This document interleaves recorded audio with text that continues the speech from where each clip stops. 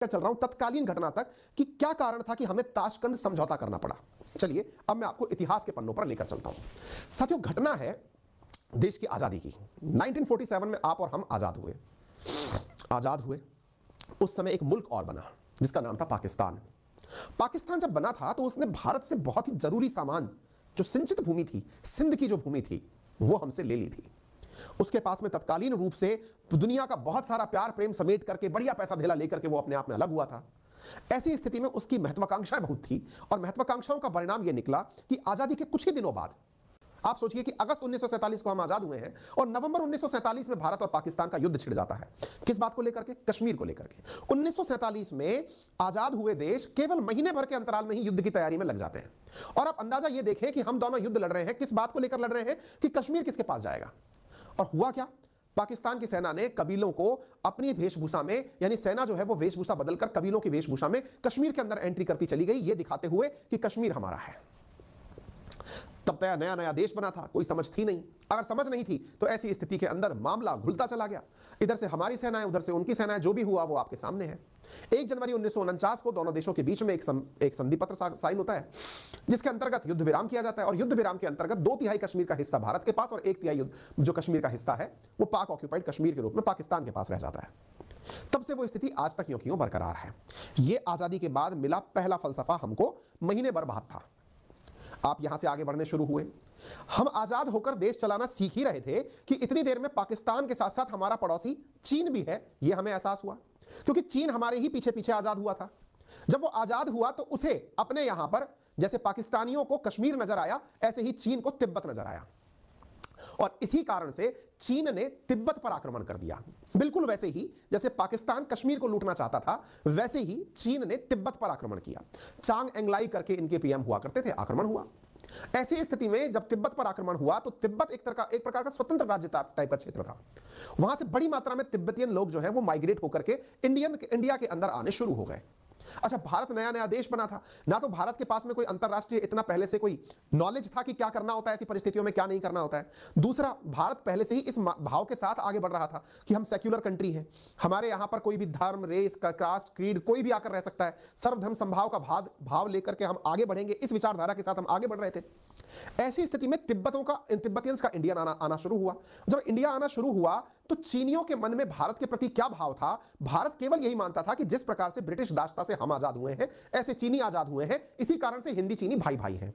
जब दो लोग दासता से आजाद होते हैं तो ये सोचते हैं कि हम दोनों सेम सर्कमस्टांसेस से निकले हैं, इसलिए हम भाई भाई की तरह से आगे बढ़ेंगे। तो हिंदी चीनी भाई भाई का नारा नेहरू जी ने दे दिया कि हम दोनों तो सब मित्रों की तरह आगे बढ़ेंगे। ऐसी स्थिति में जब तिब्बत पर आक्रमण हो रहा था, तिब्बतियन लोग इंडिया आ रहे थे, तो भारत उनको भी शरण दिए जा रहा था कि कोई बात नहीं भाई।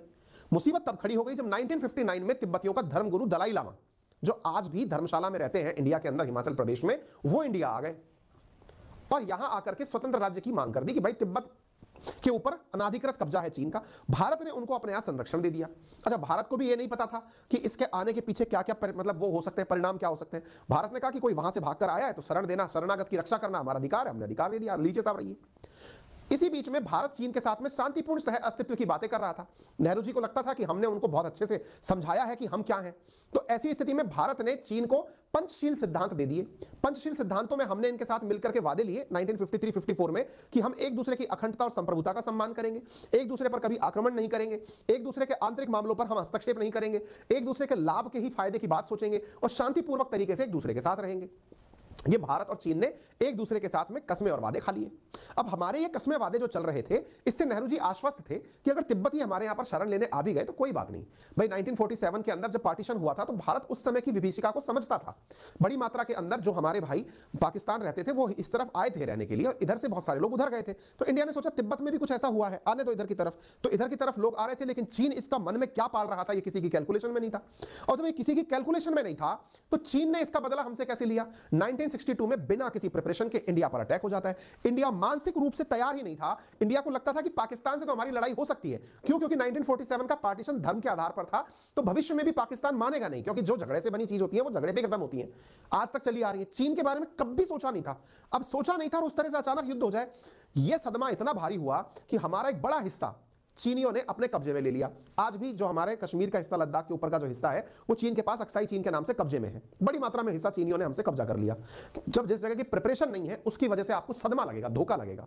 और यह युद्ध खत्म हुआ 20 नवंबर 1962 का, और इसका सदमा नेहरू जी के दिल पर कितना लगा, इसका आप इस बात से अंदाजा लगा सकते हैं कि नेहरू जी ने खुद ने संसद में स्वीकार करते हुए कहा कि हम समझने में कहीं ना कहीं गड़बड़ कर गए, हम आधुनिक दुनिया की सच्चाई से दूर हो गए थे, हम एक बनावटी माहौल में रह रहे थे जिसे हमने ही तैयार किया था। यानी एक प्रकार से हमको आधुनिक दुनिया की सच्चाई का अंदाजा था ही नहीं, हम बनावटी दुनिया में थे। बनावटी दुनिया क्या? विश्वास की दुनिया। हम सोच रहे थे कि भाई हम हिंदी चीनी भाई भाई हैं, एक दूसरे पर आक्रमण नहीं करेंगे, पंचशील सिद्धांतों को मानते हैं। ऐसा हुआ नहीं। तो नेहरू जी पर कहीं ना कहीं ऐसा मानते हैं कि नेहरू जी के उसके बाद में 20 नवंबर 1962 के बाद में जितने भी इंटरव्यू हुए या फिर उनके जितने भी साथ वाले लोग थे, वो ये स्वीकार करते हुए दिखाई दिए हैं कि नेहरू जी को ना ये बात बहुत अंदर तक घर कर गई कि यार धोखा हो गया यार। और व्यक्ति पता है कब टूटता है? जब उसके साथ धोखा होता है, मतलब उसको दुनिया पर से विश्वास उड़ जाता है, और वो विश्वास कहीं ना कहीं नेहरू जी की जान लेने का कारण बना। साथियों, ऐसी ही स्थिति में देश ने जून 1964 में भारत का पहला प्रधानमंत्री खो दिया। और जब हमने, मतलब असल में मई के अंदर हमने नेहरू जी को खोया, और मई के अंत में 27 मई 1964 के दिन जब पंडित नेहरू को हमने खो दिया, तो उसके बाद में देश का अगला प्रधानमंत्री कौन हो, कौन ऐसा व्यक्ति हो जो कि एक स्वतंत्रता संग्राम का कार्यकर्ता भी रहा हो और देश की परिस्थितियों को गहराई से समझता हो, तो उस जगह फिर बारी दी गई लाल बहादुर शास्त्री जी को। जून 1964 के अंदर देश के अंदर 9 जून 1964 के अंदर भारत का दूसरा प्रधानमंत्री नियुक्त हुआ देश के अंदर, लाल बहादुर शास्त्री जी।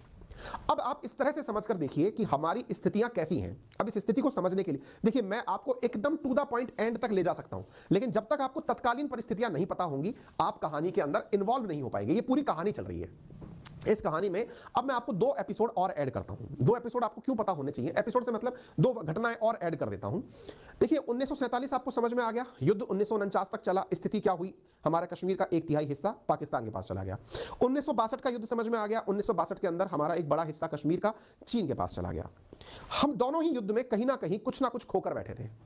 दूसरी तरफ देश की आर्थिक स्थिति जितनी डामाडोल थी, इससे आप समझ सकते हैं कि ताजा ताजा आजाद हुआ देश है, जिसके पास में अभी बहुत सारी चुनौतियां हैं। जनसंख्या बढ़ रही है, रोजगार है नहीं, भोजन की दिक्कत है, अपनी सुरक्षा अब अपने आप करनी है, देश को प्रगति दिलानी है, देश को यह विश्वास दिलाना है कि हम आजाद हो गए हैं तो हम आगे बढ़ेंगे। यानी कहने का अर्थ यह हुआ कि भारत के साथ अब चुनौतियां ज्यादा बड़ी थी। ऐसी स्थिति में देश का प्रधानमंत्री की मौत हो जाती है। लाल बहादुर शास्त्री जी के कंधे पर जो बोझ है, अब आप उसको समझिए। लेकिन जितना आप समझेंगे उससे ज्यादा हमारे दुश्मन भी समझ रहे हैं। आप ऐसे अंदाजा लगाइए कि हमारा दुश्मन इतना शातिर है कि 1965 में पाकिस्तान ने हम पर इसलिए चढ़ाई कर दी कि इस समय इंडिया सबसे वीक स्थिति में है। समझ गए? 64 में नेहरू जी गए, 62 का इंडिया हारा हुआ है। हमारे पास भोजन का इतना संकट था कि जब नेहरू जी एक बार भोजन के लिए दुनिया का भ्रमण कर रहे थे कि भाई अगर किसी के पास अनाज हो तो भारतीयों को अनाज दे दो, क्योंकि इंडिया में गेहूं का उत्पादन इतना नहीं है कि वो हिंदुस्तानियों को अनाज खिला सके। नेहरू जी दुनिया का भ्रमण करते हुए गेहूं की मांग कर रहे थे। इस बीच में हम अमेरिका पहुंचे। वही अमेरिका जो उन दिनों पाकिस्तान समर्थक हुआ करता था, अमेरिका ने भारत से कहा कि हम गेहूं तो दे देंगे, लेकिन हमारी कई कंडीशंस हैं, तुमको रशिया से दोस्ती तोड़नी पड़ेगी वगैरह वगैरह। नेहरू जी ने कहा देखिए अभी उन सब बातों का वक्त नहीं है, जनता भूख से ग्रसित है, सॉल्यूशन दीजिए। तो सॉल्यूशन के नाम पर कहा कि ठीक है, हम अपने मवेशी को, सुअरों को एक गेहूं खिलाते हैं जिसे PL 480 के नाम से जाना जाता है, हम आपको वो भिजवा देंगे। लाल गेहूं कहा गया उसे, बोले हम वो भिजवा देंगे। आपको आश्चर्य होगा कि हमारे पास वो गेहूं आया, उस गेहूं के अंदर एक, आज भी अगर आपने अपने गली मोहल्लों में उगी देखी हो तो एक घास उगी हुई है, पार्थेनियम घास, जिसको लोग कांग्रेस घास के नाम से भी पुकारते हैं, क्योंकि वो कीटनाशक उसके रूप में आई थी, खरपतवार के रूप में गेहूं के साथ अमेरिका ने भेज दी थी हमारे देश में, ताकि हमारे देश की जमीन ही बंजर हो जाए। खैर, जब 1965 में लाल बहादुर शास्त्री जी को यह रियलाइज हुआ कि यार इधर से तो अब पाकिस्तान अटैक कर रहा है और उधर की तरफ से अमेरिका धमकी दे रहा है कि पाकिस्तान के साथ कुछ ऊंच नीच मत कर देना, मैं तुम्हारा अनाज रोक दूंगा। आप सोच कर देखिए, हमारे पास सेना को लड़ाने के लिए हमारी सैनिक किस दम पर लड़े। हमारे सैनिकों को केवल एक शक्ति जो अनाज की थी वो भी हमारे पास नहीं है। अमेरिका बोल रहा है कि मैं अनाज नहीं भेजूंगा। पाकिस्तान 1965 में हम पर अटैक कर दिया है। हमारी 2 स्थितियां एक साथ खराब। 1964 में जो व्यक्ति प्रधानमंत्री बना, उसके सामने बड़ी चुनौतियां क्या? अनाज नहीं है और बॉर्डर पर अटैक हो चुका है। देखिए, भूखे पेटना युद्ध नहीं होता है। और ऐसी स्थिति में जब पाकिस्तान ने हम पर 1965 में अटैक कर दिया, स्थिति बड़ी विकट हो गई साहब। स्थिति से निपटने के लिए अब लाल बहादुर शास्त्री जी को यह समझ में आया कि अब समय आ गया है कुछ क्रांतिकारी निर्णय लेने का। क्रांतिकारी निर्णय क्या? किसानों को और जवानों को एकजुट करने का। तरीका क्या? एक वक्त का भोजन छोड़ा जाए और किसानों को मोटिवेट किया जाए कि आप ही हैं जो असल में जीत दिला सकते हैं। 1965 में ही हरित क्रांति की शुरुआत हुई थी साथियों। जिस ग्रीन रेवोल्यूशन की आप चर्चा करते हैं उसके जनक लाल बहादुर शास्त्री जी थे, जिन्होंने किसानों को उनकी उपयोगिता के आधार पर जमीन पर उत्पादन करने के लिए प्रेरित किया। नई जो मतलब कभी चर्चा करेंगे हरित क्रांति कैसे आई थी, लेकिन फिलहाल के लिए आप इस बारे में चर्चा कर लीजिए कि हमने अपने जवानों तक अनाज भिजवाने के लिए लाल बहादुर शास्त्री जी के नेतृत्व में एक वक्त का भोजन त्यागा और अपने हिस्से का अनाज हमने जवानों को भेजने का निर्णय लिया ताकि पेट भर के तो ये युद्ध करें। और जवानों ने उस प्रेरणा को इतना सकारात्मक लिया कि जब देश की जनता अपने एक वक्त का भोजन छोड़कर हमें युद्ध में लड़ने के लिए अनाज दे सकती है तो हम जाकर के क्यों नहीं हमला कर सकते। सेना पंजाब बॉर्डर से क्रॉस करते करते पाकिस्तान के लाहौर तक पहुंच गई। आप इससे अंदाजा लगाइए। इस स्थिति को देखते हुए अब त्राहिमाम के लिए यूएन खुद भागने लगा कि ये तो कंडीशन उलट हो गई। हमने सोचा था कि इंडिया में पाकिस्तान घुसेगा, इंडिया पाकिस्तान में घुस गया है। ऐसी स्थिति में यूएन को भेजा गया कि जाओ इनके बीच में समझौता कराओ।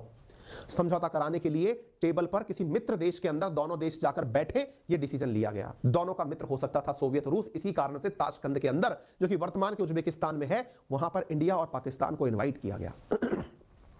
इंडिया और पाकिस्तान को इनवाइट किया गया। इंडिया की तरफ से लाल बहादुर शास्त्री जी, तो उधर की तरफ से अयूब खान जो कि डिक्टेटर तानाशाह सेनापति हुआ करते थे, वो पहुंचे। सेना, क्योंकि वहां सेना का शासन था पाकिस्तान में।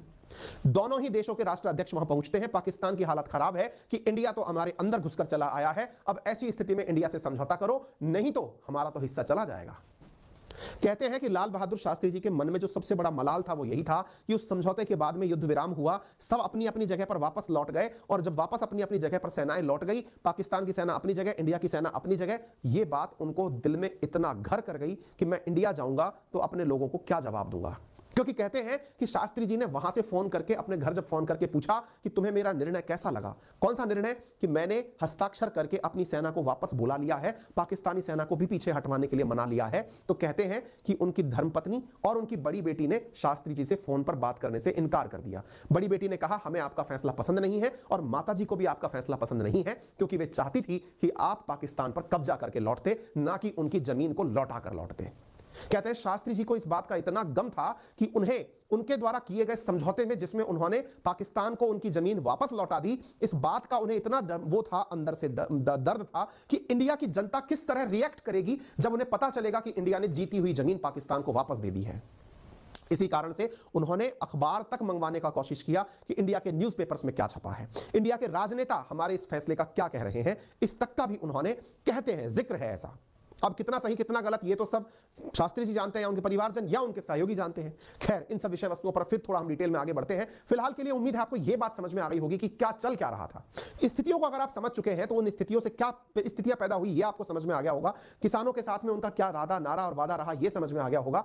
और पाकिस्तान ने लाल बहादुर शास्त्री जी के ही प्रेजेंस को यह मानते हुए कि एक अदने से कद का प्रधानमंत्री है, क्या निर्णय लेगा, इसी को ध्यान में रखते हुए पाकिस्तान ने इंडिया पर अटैक किया था। और इंडिया पर अटैक करते समय उसने ऑपरेशन डेजर्ट हॉक चलाया, ऑपरेशन जिब्राल्टर चलाया, ताकि इंडिया को हर परिस्थिति में पीछे घतेड़ा जा सके। कोड नेम भी विदेशी यूज किए पाकिस्तान ने, ताकि दुनिया को एक साथ समझाने में कामयाबी हो कि हां हम क्या कर रहे हैं। इवन यहां तक उनके जो सुपुत्र हैं प्रधानमंत्री लाल बहादुर शास्त्री जी के बेटे अनिल शास्त्री जी, वो कहते हैं कि युद्ध के उस दौर में हमारा परिवार राष्ट्रपति भवन में सोने जाया करता था, क्योंकि उस समय के राष्ट्रपति राधाकृष्णन माना करते थे कि राष्ट्रपति भवन की दीवारें ज्यादा मजबूत हैं, अगर कभी युद्ध हुआ तो कम से कम सुरक्षित रह जाएगा प्रधानमंत्री का परिवार। इतना ही नहीं, प्रधानमंत्री के आवास में भी बंकर बनाए गए थे जब 1965 के अंदर युद्ध हुआ था। स्थितियां बड़ी विकट रही हैं देश के साथियों। यूएन का महासचिव इंडिया आए, दोनों देशों के बीच में शर्तों को रखा करके समझौते की बात बनाई गई। कहा गया किसी न्यूट्रल प्लेस पर ले जाकर समझौता कराया जाए। जनवरी 1966 10 जनवरी 1966 को पाकिस्तान के साथ ताशकंद में समझौता होता है और उसके 12 घंटे बाद 11 जनवरी तड़के सुबह 1:32 पर हमारे प्रधानमंत्री लाल बहादुर शास्त्री जी की मौत हो जाती है। बड़े सारे सवाल उठे। बड़े सारे सवालों में बड़ा सवाल यह था कि क्या उन्हें मारा गया है या हार्ट अटैक हुआ है। एक थ्योरी जो मैंने आपको बताई कि उन्हें मलाल था कि उन्होंने पाकिस्तान को भूमि लौटा दी, इसका गम था। यह वो तस्वीर है साथियों जिसमें आप एक तरफ अयूब खान को देख सकते हैं, एक तरफ लाल बहादुर शास्त्री जी को, 5 फीट 2 इंच के व्यक्ति जिन्हें परिवारजन नन्हे के नाम से पुकारते थे, नन्हे। ठीक है, तो आप यहां पर एक बड़ा सवाल छोड़ गए कि आपको हार्ट अटैक हुआ था या आपको जहर देकर मारा गया था। ये जहर देकर मारा गया था कि कहानी कहां से आई? कहानी के पीछे एक किरदार और है। उस किरदार की कहीं से कहीं तक चर्चा ही नहीं है। कौन सा किरदार? क्या आपको नहीं लगता कि